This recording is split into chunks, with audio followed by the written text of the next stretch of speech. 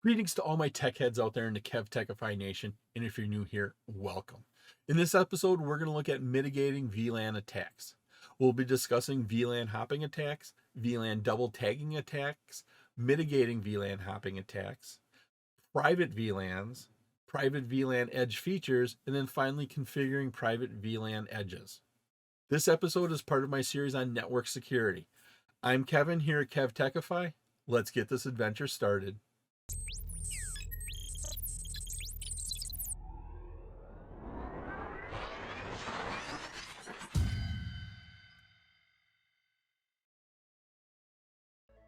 Two types of VLAN attacks are VLAN hopping attacks and VLAN double tagging attacks. In a basic VLAN hopping attack, the threat actor configures a host like a switch to take advantage of the automatic trunking port feature enabled by default on most of the switches. The threat actor configures the host to spoof 802.1q signaling and the Cisco proprietary DTP, Dynamic Trunk Protocol signaling, to trunk with a connecting switch. Now, if it's successful, the switch establishes a trunk link with the host. And so what's happening here is this threat actor is creating an 802.1q trunk connection. So this NIC right here, this NIC has to support 802.1q. Now, there's a bunch of interfaces out there, NICs, that do support that. Once the threat actor has this trunk connection into the switch here, now that threat actor can access all the VLANs on the switch. The threat actor can send and receive traffic on any VLAN, effectively hopping between the VLAN. Because this trunk has all the VLANs worth of information, because this trunk right here has all the VLANs worth of information, this client down here now can see all VLANs worth of information because it is a trunk. A threat actor in a very specific situation could embed a hidden 802.1q tag, and that's that VLAN tag, inside the frame that already has an 802.1q tag. So you could hide an extra one, 802.1q tag, inside of a frame that already has an 802.1q tag. This tag allows that frame to go to a VLAN that the original 802.1q tag did not specify. How this works is the threat actor sends a double tagged 802.1q frame to the switch. So we have our threat actor down here. This threat actor once again establishes an 802.1q connection. That means this NIC here has to support it.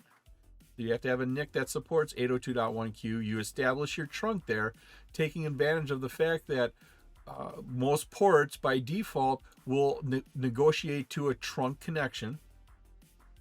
The outer header has that VLAN tag of the threat actor. So the outer tag has the VLAN here that threat actor has.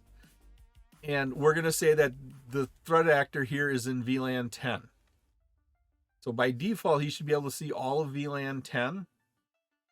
But what we're going to do is inside the frame, we're going to create, we're going to set up an inner tag. And that inner tag, 802.1q tag, is going to be for VLAN 20. The frames arrives here at our first switch. So the frame makes it up here, the first switch, which looks at that first 4-byte 802.1q tag, that outside one. The switch sees that the frame is destined for VLAN 10, which is also the native VLAN, and that's key. It needs to be the native VLAN. The switch then forwards that packet out all VLAN 10s after it strips off that VLAN tag. So it forwards it out. Because this is a trunk, it gets sent over here. It's sent there. It forwards it out all the ports after stripping off that VLAN 10 tag. Now, the frame is not retagged because it's part of the native VLAN. Because it's part of the native VLAN, it's not retagged. At this point, that inner VLAN tag, that VLAN 20 tag, is still intact and has not been inspected by the first switch. The frame arrives here at our second switch, so now that frame makes it to the second switch and has no knowledge it was supposed to go to VLAN 10, because all that information, VLAN 10 back here on switch 1, that was all stripped off and it doesn't exist anymore. So on switch 1, that was stripped off. Now all we see is this inner tag here on the second switch. And by sending it to that switch with that 802.1 specification, that second switch only looks at that inner tag because it sees the tag there. It says, hey, this frame is now destined for VLAN 20. And so the second switch sends that frame out on the target, or it floods it out depending upon where their MAC address is, but now it goes to VLAN 20. So we started over here in VLAN 10 with the threat actor. We double tagged it. The outside tag had the VLAN 10, which was our native VLAN, got sent up to switch 1. That got stripped off, but our inner tag of VLAN 20 was still in there because it went across the trunk connection to our second switch here. The switch looked at it and said, oh, there's a 802.1 tag. It's for VLAN 20. Now they're able to jump VLANs here. Once again, this is a very specific case, very specific situation that happens. You need to be able to set up a trunk to the first switch. You have to have 2 switches. You have to know what the native VLAN is. So you have to know what the native VLAN is. You have to start off sending that frame in the native VLAN. And then once it gets up here, it strips off that outer tag, sends it across the native VLAN. Second switch gets it, sees that embedded inner tag of VLAN 20, and then it's sent out VLAN 20. If you like this episode on mitigating VLAN attacks and you get value out of it, and depending upon the platform you're using, please click that like button, give a 5-star rating, leave a comment, subscribe to my channel. Doing this supports the channel, which in turn helps me bring you more great content. You can also visit my website at KevTechify.com for all of my details on how to get these episodes in video and podcast form. There are several steps here to mitigate VLAN hopping attacks. First one here is to disable your DTP, your auto trunking negotiations. And how you do that is by using the switch port mode access. Once you say this is an access port, that disables that auto negotiation for trunking. The second one here is to disable all unused ports. That's where we do a shutdown on them. And then once we do a shutdown on them, we also put them into a VLAN that's not used. A lot of times people call this a parking lot or a dead VLAN. You put all of the VLANs that you're not, or all the ports you're not using into that VLAN. It doesn't get routed. It doesn't, it gets associated with it. A lot of times it's blocked from going from one switch to another switch. Third one here is to manually enable the trunk. Once again, we go into the interface, we specify switch port mode trunk.